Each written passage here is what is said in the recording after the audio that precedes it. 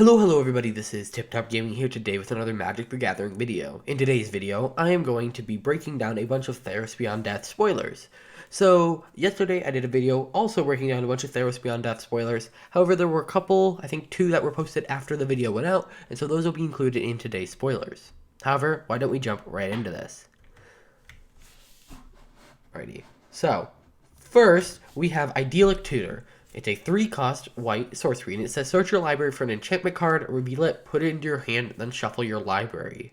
Now, this is the extended art version of that, and that is actually a very powerful effect. General just tutors, like, get a card, and that's like the only text on the card is very rare. I mean, we have things like that one green spell that searches for 2 different cards, or there's lots of searches, but they're not typical tutors. They're not called tutors, so this is kind of interesting to see. In a set that's so focused on enchantments, it makes sense. However, we'll have to make sure that this isn't too powerful. People might start splashing this into red, or I don't think so, but I was going to say like Cavalcade of Calamities. So basically, remember that whenever we go over an enchantment or an enchantment creature, that this is in the set, so it makes it a lot easier to get out. Either way, why don't we jump right to the next card. Next, we have Heladod's Uncrowned, which is a 3-cost legendary enchantment creature god, indestructible, and it has the whole whenever, as long as your devotion to white is less than 5, it isn't a creature. So as soon as your devotion hits 5, it becomes a 5/5 indestructible. Then it says whenever you gain life, put a +1/+1 counter on target creature or enchantment you control. I don't know why you'd want to put that on. I don't know why it needs or enchantment. I mean, I guess the logic here is that you can put the +1/+1 counter on him when he's not a creature. That way when he is a creature, he jumps down and is much more powerful. Either way, then you can pay 2 and give another target creature lifelink until end of turn. For 3, this is insane. This is 1 more than a Johnny's Pridemate. But you do not have to get... First off, it is much harder to kill. It is a 5/5, which I know at first it's not actually a creature, but also you can spread the counters. And also, it gives things lifelink. I think this is definitely going to fit into a life you to death kind of deck, because there have been lots of cards surrounding that archetype within Theros, so I expect it to continue being there in the meta, or maybe not in the meta, but as a good deck that works well. Overall, I think this is a very powerful card, especially at 3 mana. Next, we have Tower Wave Mystic. It's a 2-cost creature, Merfolk Wizard. It says whenever Tower Wave Mystic deals damage, target player puts that many cards from the top of their library into their graveyard. This is kind of crazy. At a basic level, this is a 2-cost mill player 2 and get a trump blocker or attacker. However, if you can make this unblockable, if you can make this really anything that makes it so it doesn't die, you can keep letting that deal damage. On top of that, if there's ever anything that lets it fight, or not fight, but deal damage in another way where it's not fighting, like if you were to equip Sorcerer's Wand from Dominaria to it, you could just have it tapped to mill 1 card. And so, if you can find a way for it to deal damage without it dying, this could be a very big thing for mill decks, especially, blue, black, Ashiok being in here, and there's lots of craziness that this could ensue, and it's definitely gonna be interesting having another common mill card, because that kind of ruined their Throne of Eldraine draft. Alright, next we have this one, which I completely forgot to put the, what do you call it, translation for here, but I read it. It's Communed with Constellations, I believe it is, and it's a 4-cost enchantment aura, and it says enchant creature or enchantment. Enchanted permanent is an enchantment and loses all other types. So basically, you'd enchant a creature and it becomes now an enchantment instead of a creature. I don't know why it could enchant an enchantment, unless...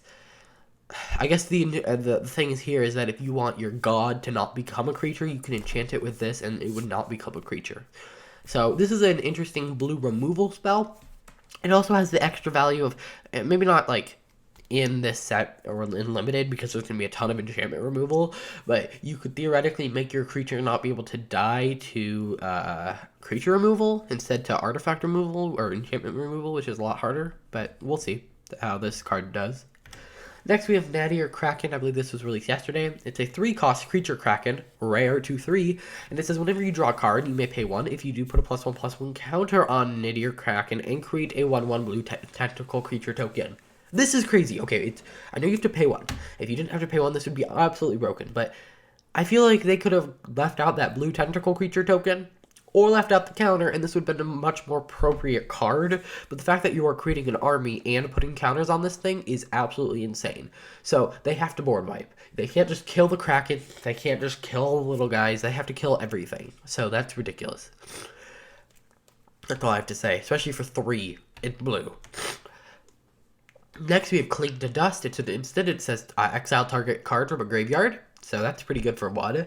If it was a creature card, you gain 3 life. Otherwise, you withdraw a card. So this is kind of nice in a black deck. So it doesn't, like, especially in a best of 1 format where you don't have a sideboard, you might be much more willing to put this card in there because it allows you to gain 3 life or draw a card. So it feels less wasteful.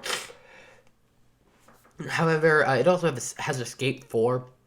But really think about it, Escape on an instant or sorcery is pretty crazy because that means you can keep casting it, assuming that you have the mana and the cards to exile from your graveyard. So I feel like Self-Mill Escape is going to be a very popular mechanic, or deck, sorry. Next we have Athemia, the Cacophony. It's a 2-cost legendary enchantment creature, Harpy, and of course this is a translation, so take it with a grain of salt. 2/1, flying. At the beginning of your end step, you may exile an enchantment card from your graveyard if you do create a 2/2 black zombie creature token. So you can keep doing that to keep creating zombie tokens, which kind of seems to be a little theme in there of zombie tokens, but I don't know how good this is going to be. I mean, I think this is definitely a limited pull. I mean, it's rare, so it's not unlimited pull, but it would be very good and limited if you're running a black enchantment deck. Next, we have Escape Velocity. It's a 1-cost red enchantment or enchant creature. Enchanted creature gets +1/+0, and it has haste, and it has escape. So that actually, and you have to pay 2, exile 2 other cards. That is very powerful for the fact that, first off, it is an enchantment, it is an escape card, and it technically is a 100%, like every mana you pay gives you a devotion to red. So that's pretty good. It also is an aura that has the benefit of coming back. And that's really good for something that is giving haste because you might want to equip it to a new creature.